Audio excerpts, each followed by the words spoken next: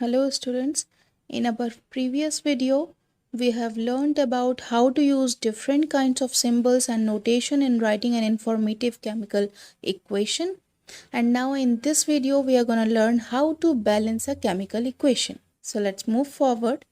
Write down the elements on the reactant side and the elements on the product side with the number of their atoms. I have taken this one example. Sodium plus water gives sodium hydroxide plus hydrogen gas. Na plus H2O gives NaOH plus H2. So in this equation, what I'm gonna first do is write down the reactant side and product side as in tabular form, and then I will write down the element symbols on both the sides, and then I will write down the number of their atoms. Here, reactant side, product side. First I will calculate sodium. So sodium on the reactant side is 1 and sodium on the product side is also 1. Hydrogen on the reactant sides are 2 atoms, while hydrogen on the product side are 3 atoms. Now moving on to our third element, it is oxygen. So oxygen on the reactant side and oxygen on the product side. On both the sides, there are only 1 oxygen atoms each. So among all these 3 elements, we have to only pick one element which is unbalanced. So in all these 3 elements, hydrogen is the element which is unbalanced. So we are going to choose hydrogen. But before choosing any element, please keep in mind that we have not to change the subscript of any molecular formula. So while balancing any equation, most of the time we have to add some molecules. We are not tend to reduce anything from the equation. We are not tend to change any molecular formula which is originally given in an unbalanced equation, and we have to not change the subscript. And now let us start balancing this first example. Sodium plus water gives NaOH and hydrogen gas. As we have already observed that hydrogen atom is unbalanced here. It is 3 on the product side while it is only 2 on the reactant side. So this means that I have to increase the number of hydrogen atoms on the reactant side, because I am not allowed to reduce the hydrogen atoms from the product side. So the only option I have is to increase the number of hydrogen atoms on the reactant side. So if I put 1 here, will it make any sense or will it change something? Of course not. Okay, putting 1 here is not useful for us, because even this 1 is multiplied by the whole H2O molecule. It will keep the number of hydrogen and oxygen atom as it is. There is no use of putting 1. We can use now 2, because we cannot go down more than 1. We cannot use -1 or -2 or -3. So the next number we can use is 2. Now let us see what happens when we put 2 here. So this has made the number of hydrogen atom as 4. So there are now 4 hydrogen atoms on the reactant side, and now there are only 3 hydrogen atom on the product side. So this means that the number of hydrogen atom on the reactant side have been increased. So again, we don't have the choice to reduce the number of hydrogen atom on the reactant side, because it will not make any sense. So we have to ultimately increase the number of hydrogen atom on the product side. It makes the number of hydrogen atom on the product side as 5. So it again increases the number of hydrogen atom, which we don't want, because if this continues, then the equation will never be balanced. Hydrogen atom will never be balanced. So we have one more choice. We can replace this 2 by putting it in front of the NaOH molecule. Now if you can see, our hydrogen and oxygen elements are balanced on both the sides. Now there are 4 hydrogens on product side, 4 hydrogen on the reactant side, 2 oxygen on the reactant side and 2 oxygen on the product side. But now the sodium has been unbalanced.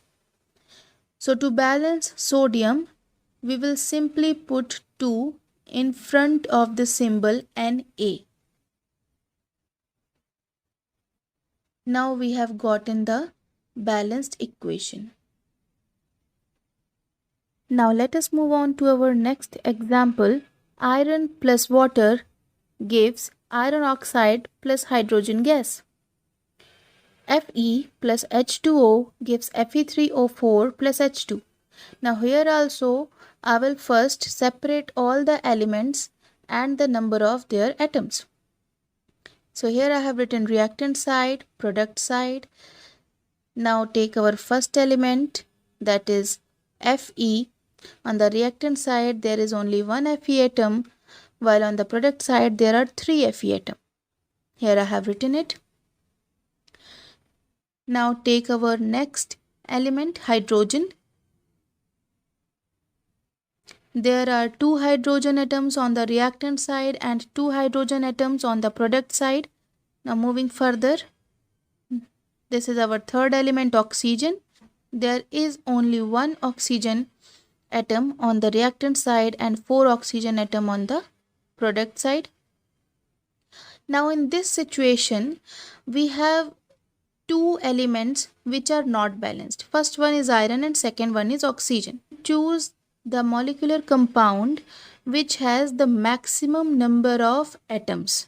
So here in this equation we have 2 molecular compound. First one is H2O, water, and the second one is Fe3O4, iron oxide. Now calculate the number of atoms. In water molecule there are only 3 atoms, 2 hydrogen atom and 1 oxygen atom. While in iron oxide there are 3 iron atoms and 4 oxygen atoms. So definitely we are gonna take Fe3O4 to be balanced first. And now in Fe3O4 there are 2 elements, Fe and O, iron and oxygen. So which one we should take first? So again we will choose the element which will have maximum number of atoms. So Fe3O4 contain oxygen with the maximum number of atoms because Fe contain only 3 atoms while oxygen is having here 4 atoms. So we will take first oxygen to be balanced. So our chosen compound will be Fe3O4 with 7 total atoms, and the chosen element in Fe3O4 to be balanced is oxygen, which have 4 atoms, which is maximum in number. Now next start balancing. So as you can see there are 4 oxygen atom on the product side, so we have to make 4 oxygen on the reactant side also.